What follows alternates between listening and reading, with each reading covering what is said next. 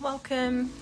This is going to be a conversation about getting ahead.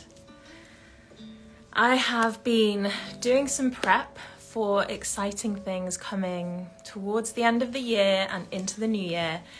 And as part of this, I was thinking about this concept of getting ahead. As we come towards the end of the year, there can be a lot of marketing, a lot of messaging about this sentiment. Get ahead of yourself, get set up for the best 2025 you could possibly ever have, all of that kind of narrative. And I was like, how on earth do you actually get ahead of yourself? Like, we say so many things that make no sense, but we also can often buy into them, right? It's a bit of a shiny thing to say, hey, if you buy this, you can get ahead.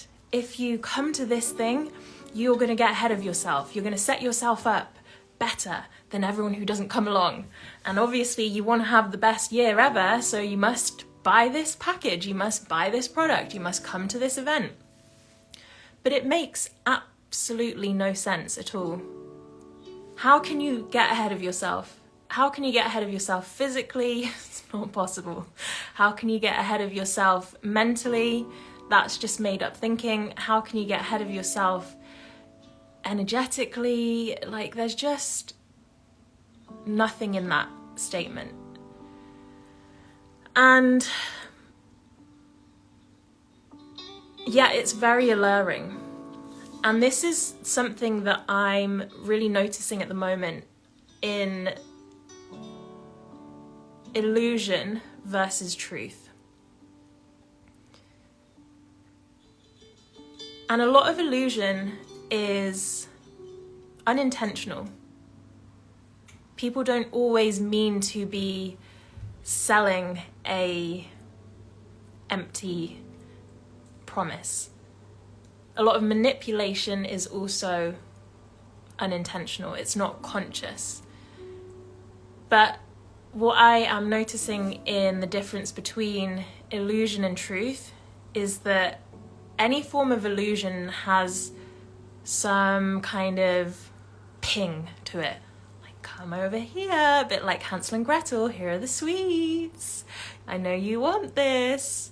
Look at this nice treat I've got for you. All you have to do is keep following this path, and I promise, insert whatever the heck you want.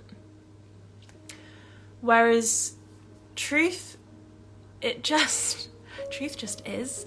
There's not necessarily anything exciting about it.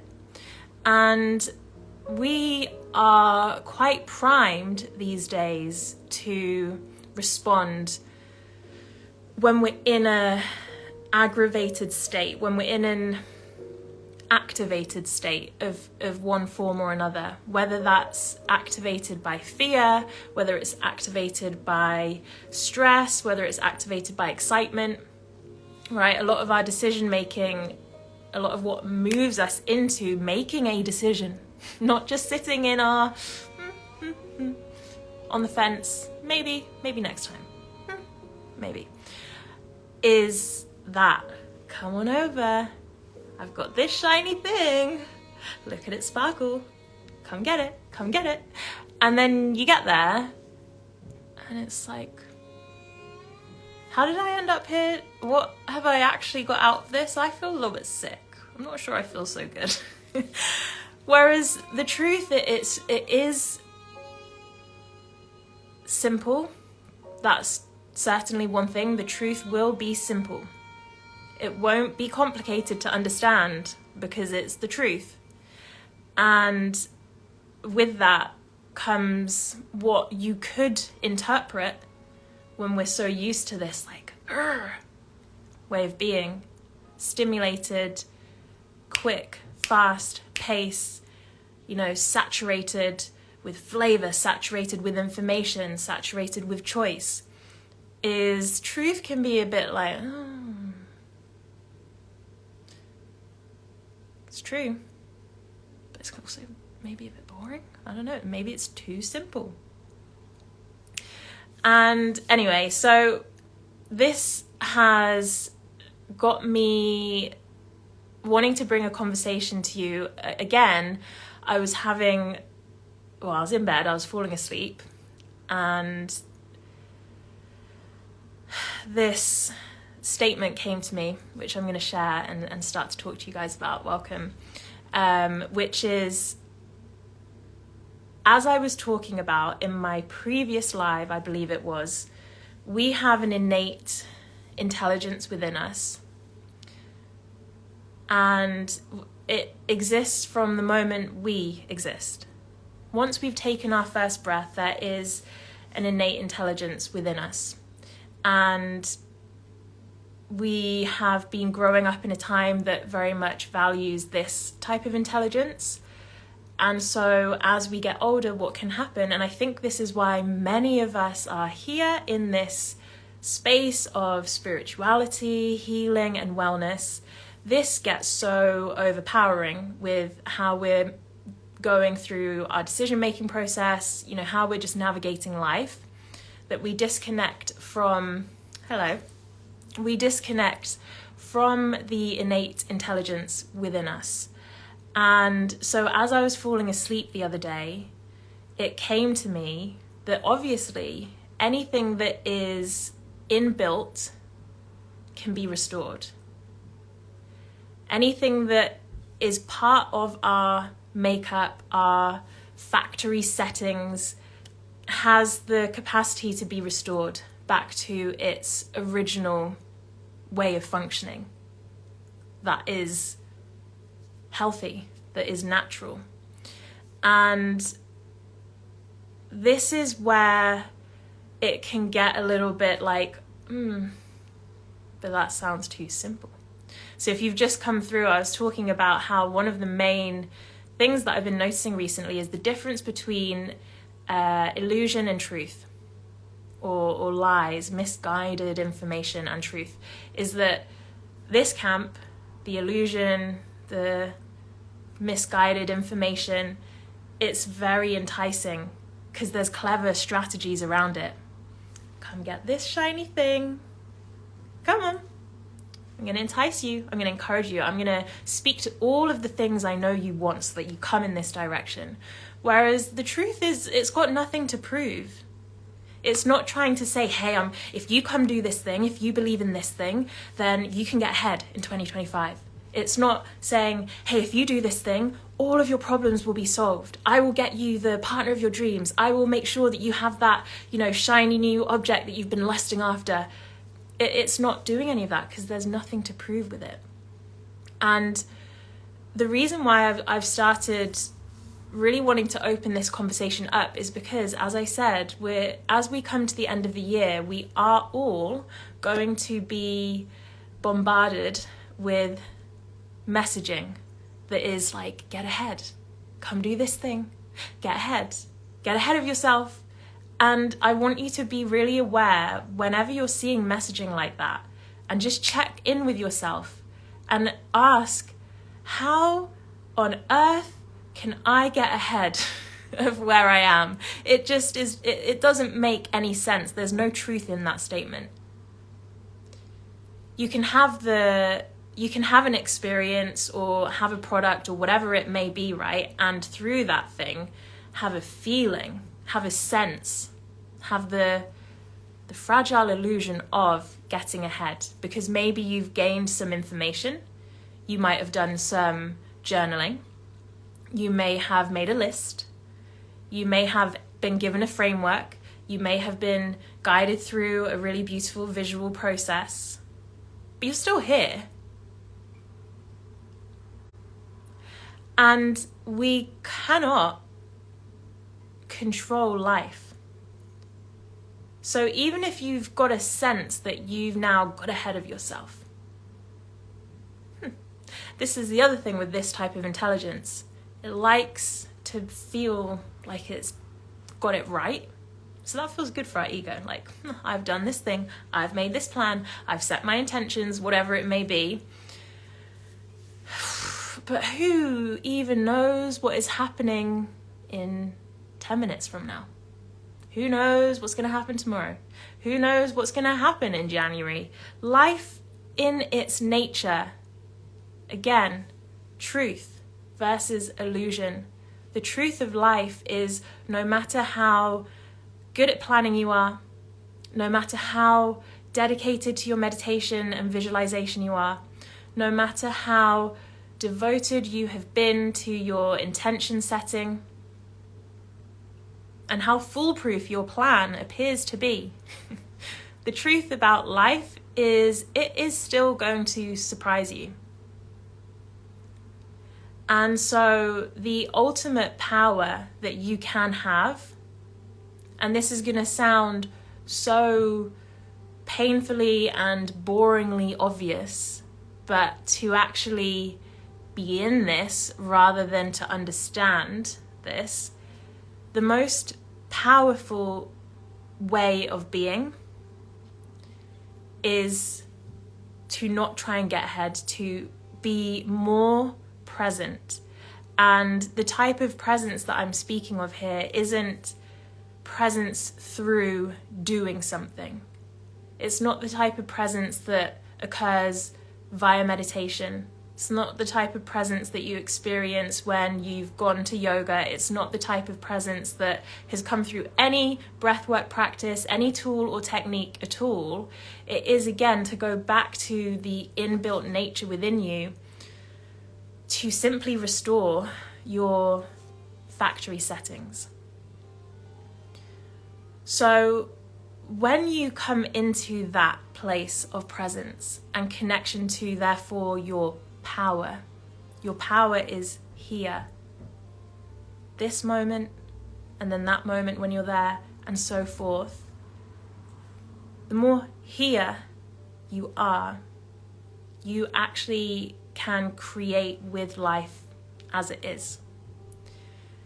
When we get overly attached to our plan, to our vision, to whatever we're trying to make happen outside of ourselves, the more you're doing that, the less available you are to actually, ironically, be able to create it.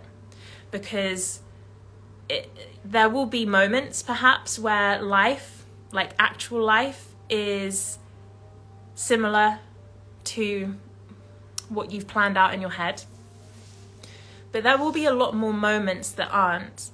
And when that happens, this starts to judge either you and your ability, or it judges life.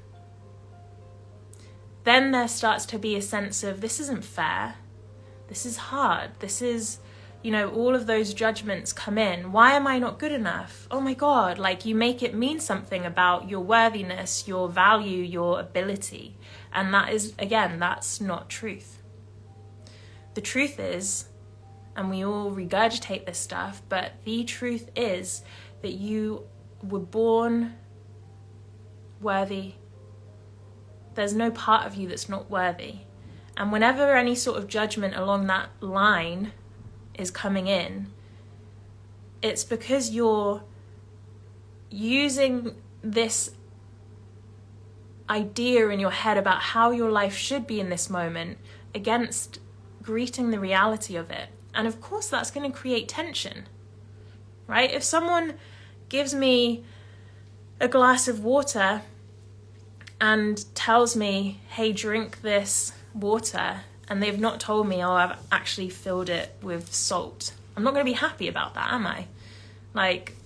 There's going to be, why this? So those of you who are just joining, I started this by talking about the idea of getting ahead. And catch the replay, because I was talking about how, as we're in the lead up to Christmas, why am I even saying Christmas? Well, I know why I'm saying Christmas. I was sending off some event information somewhere that is yet to be revealed for some things that are happening at the end of this year and into the new year. And it got me thinking about this idea that comes up around Christmas time in January of getting ahead of yourself, and how that actually makes absolutely no sense. You can't get ahead of yourself. You're here. in the moment, in the body, where you are. So yeah, true presence is not found via a technique. And when you actually become present with the truth, not with your idea of what this moment should be, but the ability to be in what it is, there's an openness. And that's where, you know, anything that's in contraction, in resistance to the reality, to life,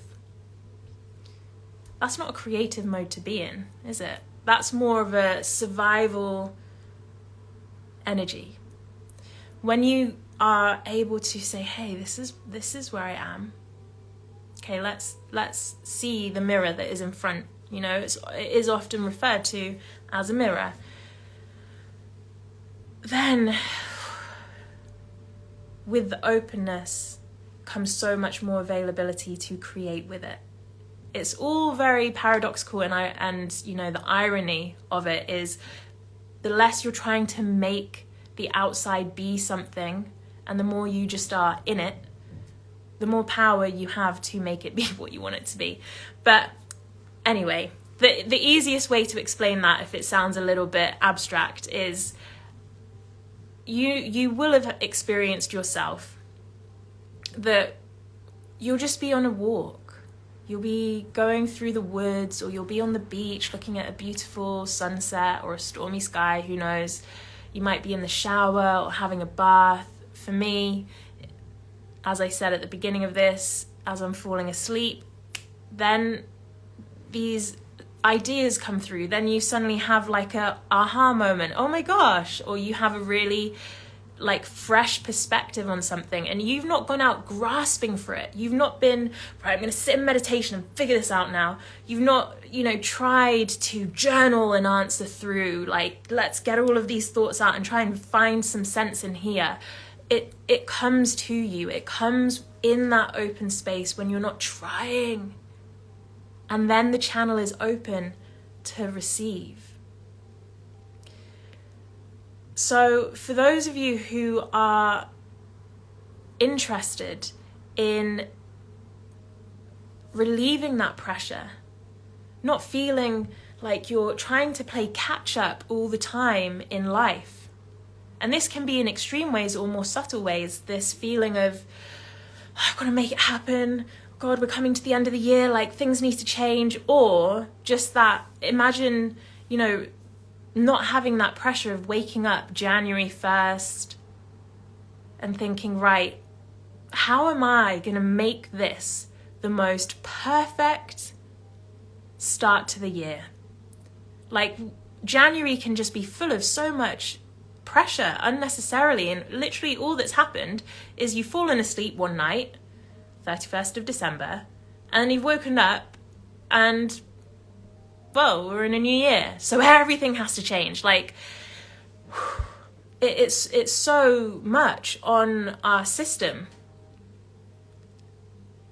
Imagine relieving that stress, relieving that pressure, and just being in a place of total acceptance that you can't make life do anything. Then you have availability to actually be in life, not in the story of your life, where sometimes people are playing as you want them to, and it's like, oh good, I love you, I like you, this is good, I'm happy. And then something minor, you know, changes, and all of a sudden it's stressful, it's bad, I can't believe you've done that, how dare you, you should have done this instead of that. And all of that can go, and really feel into what you would be able to do with all of the energy that's currently going on worry, on doubt. How am I going to make this happen? What if it doesn't happen at that point where I want it to happen? How am I going to ensure that X, Y, Z? And it's interesting because I put a poll up on my story. What day are we on? We're in a new week. I don't know where we are at the moment. In a wonderful way.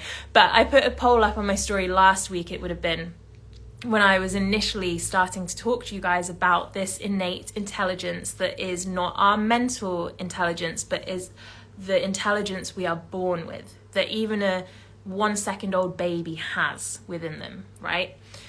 It's the same intelligence that is inside of a seed that allows that seed to crack open and bloom into whatever the thing is meant to become, right? That seed hasn't had to buy books to learn anything about how to grow and be on a spiritual journey.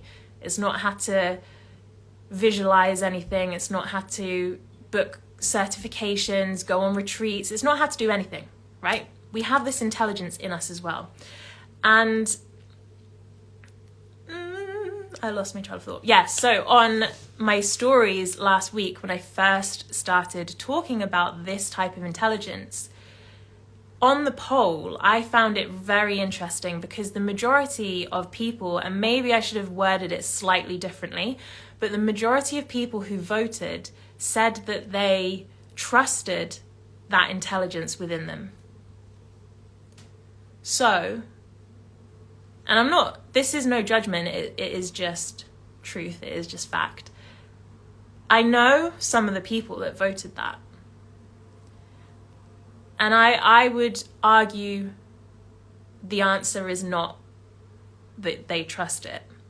And I would maybe challenge, if you did vote on that poll, or if you can just sit with that question at the moment, do you trust this intelligence within you? If you feel your answer is yes, and that is true, if you trust this intelligence within you, you will not be feeling any kind of stress and anxiety. You won't be doubting yourself. You won't be, at night like, but how? None of that will be there. Because you're living from this innate intelligence and understanding that you don't have to force anything. There's something within you that when you're present with it will guide you. It's like I said, when you go on that walk and a idea lands, or you suddenly have that insight and like, oh my gosh, that hit of intuition, or the idea that you've been trying to figure out how to make something work and it just comes to you, or it comes through you. And if you want to move from that place, it's a very different way of living, because you are now living from your power rather than in search of it, or to constantly be affirming it through wellness, through healing. I want to say something that might feel a little bit triggering,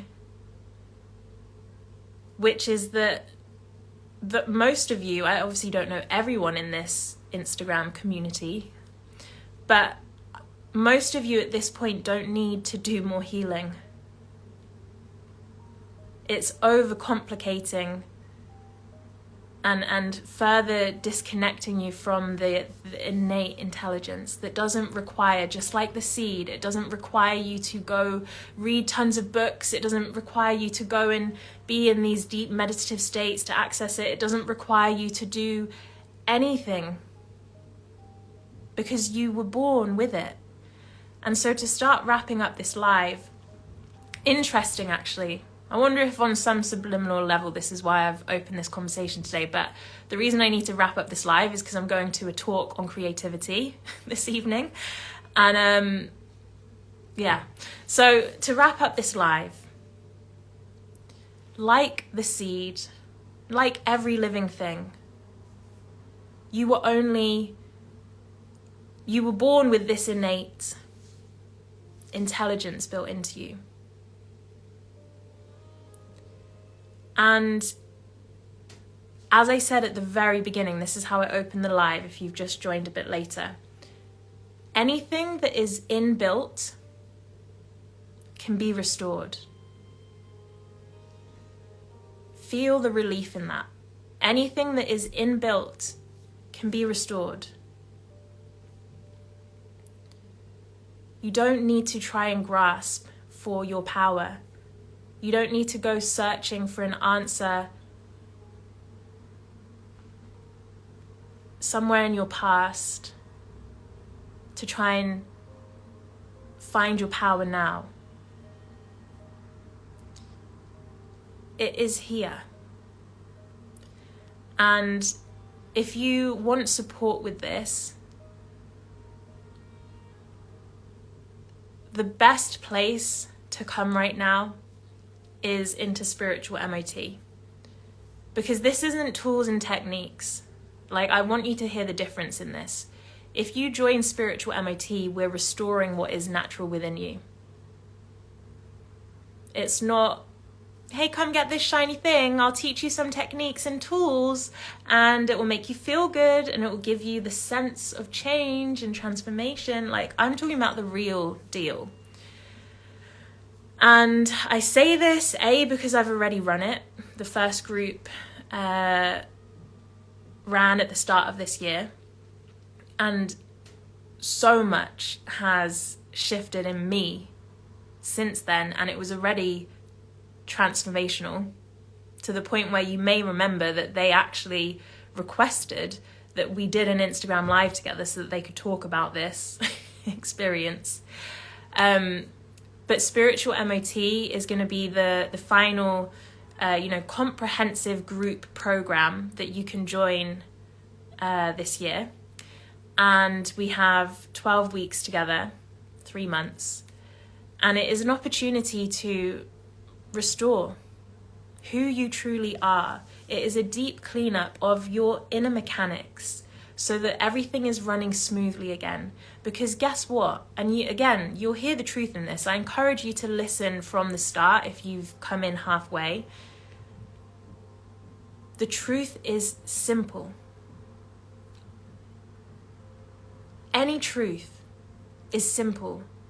If anything is feeling complicated and difficult to comprehend, and how the healing journey can get, where it's like endless, like, okay, there's this to resolve, now I've got to do that, now there's some inner child things, now I've got to go into a past life, now my feminine's feeling wounded, now my masculine needs my attention. Like, this isn't power, and this isn't truth.